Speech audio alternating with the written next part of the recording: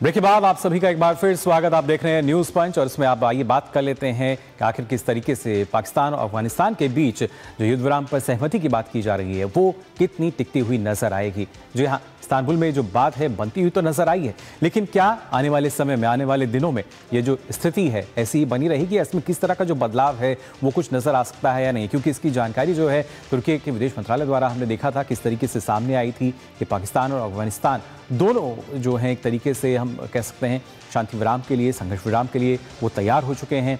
लेकिन अब से पहले हमने देखा था इस तरीके से सीमा पर इस तरह का जो संघर्ष है वो दोनों देशों के बीच नज़र नहीं आया था। लेकिन इस बार अब तुर्की जो है वो आके आया है, जिसने ये बात जो है हम कह सकते हैं की है सीज़ फायर को लेकर। और इस सीज़ फायर में क्या कुछ जो शर्तें हैं वो रखी गई हैं, क्या कुछ और जो जानकारी है वो दी गई है, वो आइए आपके साथ हम यहाँ साझा करेंगे। किस तरीके से जो तुर्की सरकार है उसका क्या कुछ कहना है, और जब हम बात करते हैं कि सीज़ फायर पर जो जानकारी दी गई है खासतौर से तुर्की विदेश मंत्रालय की तरफ से, क्या वो खास जानकारी है वो आपको बता देते हैं। आपको बता दें पाकिस्तान अफगानिस्तान में जो सहमति है वो बनती नजर आई है कि अब जो सीज फायर है उसका उल्लंघन नहीं किया जाएगा। दोनों देश जो हैं वो संघर्ष विराम के लिए राजी हो चुके हैं। और इस दौरान और क्या कुछ शर्तें रखी गई हैं? तुर्की कतर ने जो मध्यस्थता है उसमें एक बड़ी भूमिका निभाई है, जिसके चलते जो शांति वार्ता है उसकी खबर सामने आई। इस्तांबुल में ये शांति वार्ता जो है ये हुई थी और उसकी जानकारी जो है वो तुर्की सरकार की तरफ से दी गई। हालांकि इससे पहले का जो एक दौर था बातचीत का वो विफल रहा था, लेकिन अब सीज़ फायर पर जो बात है वो बनती हुई नज़र आ रही है। और इसके साथ साथ अगर देखा जाए तुर्की की तरफ से जो जानकारी दी गई थी, लेकिन अब अगर देखा जाए जो जानकारी सामने आई है तुर्की की तरफ से, क्या वो जानकारी थी वो भी आपके साथ हम यहाँ साझा कर लेते हैं। जो जानकारी दी गई है, तुर्की का जो बयान सामने आया है, आपको बता दें उसमें सीधे तौर पर बात कही गई है कि 25 से 30 अक्टूबर तक जो वार्ता है वो दोनों देशों के बीच चली थी, दोनों पक्षों के बीच चली, और दोनों पक्षों के बीच कई मुद्दों पर सहमति जो है वो अब बन चुकी है। हालांकि इससे पहले जो वार्ता थी विफल रही थी। निगरानी और सत्यापन तंत्र स्थापित करने पर जो दोनों देश हैं, दोनों पक्ष वो राजी हो चुके हैं और उसके साथ साथ क्रियान्वयन पर चर्चा करेंगे। और खासतौर से अगर देखा जाए शांति बनाए रखने में दोनों देश जो हैं वो मदद करेंगे। इसके साथ ही जो शर्त लगाई गई है वो ये है कि उल्लंघन करने वाला जो पक्ष है उस पर दंड लगेगा। जी हाँ, दंड का प्रावधान इसमें रखा गया है और भविष्य पर जो चर्चा है वो जारी रखने पर भी सहमति हुई है। और खासतौर से आप बता दें 6 नवंबर को इस्तांबुल में जो अगली बैठक है अभी वो भी होनी बाकी है। और ऐसे में थोड़ा सा संशय जरूर नजर आता है कि अगली बैठक भी अभी होगी, क्या उससे पहले भी इस तरह की कोई जो खबर है वो सामने आ सकती है, या जो एक शांति वार्ता है, जो स्थिति बनी हुई है जिसकी घोषणा तुर्की ने की है, वो स्थिति लगातार नजर आती रहेगी। क्योंकि जिस तरीके से हमने देखा था दोनों देशों के बीच, और अफगानिस्तान की बात की जाए, पाकिस्तान की बात की जाए, दोनों ने बताया कि एक दूसरे को किस तरीके से जो नुकसान है वो दोनों देशों में पहुंचा था। लेकिन इस दौरान अब जो मध्यस्थता है वो यहाँ पर कहीं ना कहीं होती हुई नजर आई है। और अब जो दूसरी बैठक है उसमें भी देखना ये होगा कि क्या कुछ उसके जरिए निकल कर आता है। फिलहाल हमारे संवाददाता अखिलेश सुमन जो हैं वो और अपडेट के साथ हमारे साथ जुड़ चुके हैं। अखिलेश, जानना चाहेंगे आपसे, क्या वाकई हम मान सकते हैं कि जो अब सीज़ फायर की बात सामने आ रही थी वो सही है? क्योंकि एक बैठक अभी 6 नवंबर को भी होनी है। हाँ, देखिए 6 नवंबर को जो बैठक होने वाली है वो बहुत महत्वपूर्ण है और अभी तो ठीक है वो सीज फायर के लिए तैयार हो गए हैं। और इस मामले में कह सकते हैं कि वेरिफिकेशन कैसे होगा इस पर महत्वपूर्ण चर्चा होनी है। कि वेरिफिकेशन में बताया ही जा रहा है कि तुर्की और कतर के जो लोग हैं, अधिकारी हैं, वो शामिल रहेंगे। पाकिस्तान ने अभी कहा है कि तहरीके तालिबान पाकिस्तान जो है उनको नियंत्रण करे।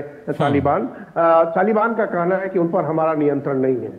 तो अगर तहरीके तालिबान पाकिस्तान अगर कोई कार्रवाई करता है पाकिस्तान के अंदर, तब उसकी जिम्मेदारी कौन लेगा? तहरीके तालिबान कहता है या तालिबान सरकार जो कहती है कि वो सीधा हमारा कोई उसमें मतलब नहीं है, वो अपनी गतिविधि कैसे चला रहे हैं। तो अब वेरिफिकेशन का जो तंत्र बनेगा, वेरिफिकेशन और क्रियान्वयन का वो तंत्र देखेगा कि किन किन जगहों से तहरीके तालिबान के लोग हैं वो पाकिस्तान में प्रवेश कर रहे हैं। अगर उनके प्रवेश करने का रास्ता पता चले तो उन रास्तों को सील करने की बात होगी या उन रास्तों पे तैनाती करने की बात होगी। मॉनिटरिंग में किन किन उपकरणों का इस्तेमाल किया जाएगा, क्या हवाई जहाज का भी इस्तेमाल किया जाएगा, ड्रोन का इस्तेमाल किया जाएगा, इन सारी चीजों पे अभी चर्चा होनी है। क्योंकि यह अभी कह सकते हैं कि बहुत ही बेसिक स्तर की बात है कि दोनों तैयार हुए हैं कि हाँ वो सीज फायर करेंगे। लेकिन ये जितनी जल्दी वो सीज फायर करने के लिए तैयार होते हैं उतनी ही जल्दी सीज फायर टूटता भी है, क्योंकि दोनों तरफ उकसावेबाजी करने वाले लोग हैं।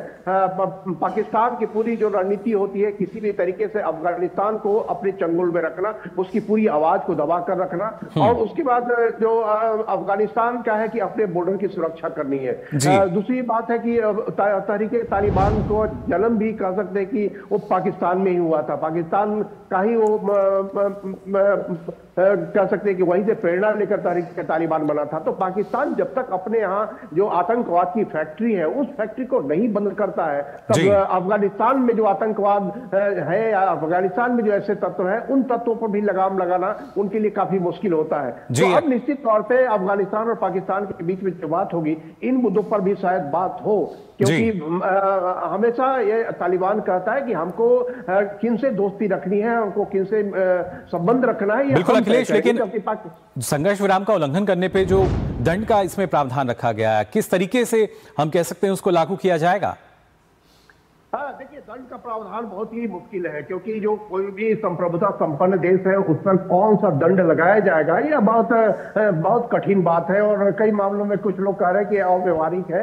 जब सहमति बनती है तो सहमति के बिंदु होते हैं, उनमें दोनों पक्षों को जो वादा करते हैं उन वादों को पूरा करना होता है। दंडात्मक कार्रवाई से कोई जो ग्रुप है तहरीके तालिबान पाकिस्तान जैसा जो ग्रुप है वो मानेगा नहीं। अगर तालिबान सरकार के खिलाफ कोई दंड लगता है तो उससे उसको कोई मतलब नहीं है, वो एक स्वतंत्र समूह है। उसकी तरफ से पाकिस्तान की सेना कहती है कि अगर हमारी तरफ से कोई होगा तो हम उसके लिए जिम्मेदार नहीं होंगे, अगर जो गैर सैन्य होगा। और उनका यह भी कहना होता है कि हम आतंकवादियों के खिलाफ कार्रवाई करेंगे तो उसमें हमारी जिम्मेदारी नहीं हुई। तो यह एक बहुत क्लिष्ट बात है जो मुझे लगता है कि अगले 6 नवंबर को जब बात होगी तो इसकी नीति गिटी पे चर्चा होगी और उसमें तय करेंगे कि किस तरह से ये जो एक आइडियलिस्टिक जो एक कन्वर्जेंस बनाने की कोशिश हो रही है उस पर किस तरीके से क्रियान्वित करेंगे। अब देखना है कि कतर और जो तुर्की है उनके लोगों का क्या उनकी क्या सियासत होती है कि किस तरीके से वो पाकिस्तान को शांत करेंगे, वहां की सेना को लगाम लगाएंगे और इधर तालिबान। बिल्कुल ये देखना होगा जो संघर्ष विराम की बात कही जा रही है वो आखिर कब तक टिकी रहती है, क्योंकि पाकिस्तान पे भरोसा करना न सिर्फ भारत बल्कि जो दूसरे भी देश है उनके लिए काफी मुश्किल रहता है, और कब वो अपनी बात से पलट जाए ये कहना भी हम कह सकते हैं बिल्कुल भी पाकिस्तान के साथ सुनिश्चित नहीं हो पाता। फिलहाल अखिलेश बहुत बहुत शुक्रिया आपका हमारे साथ जुड़ने के लिए।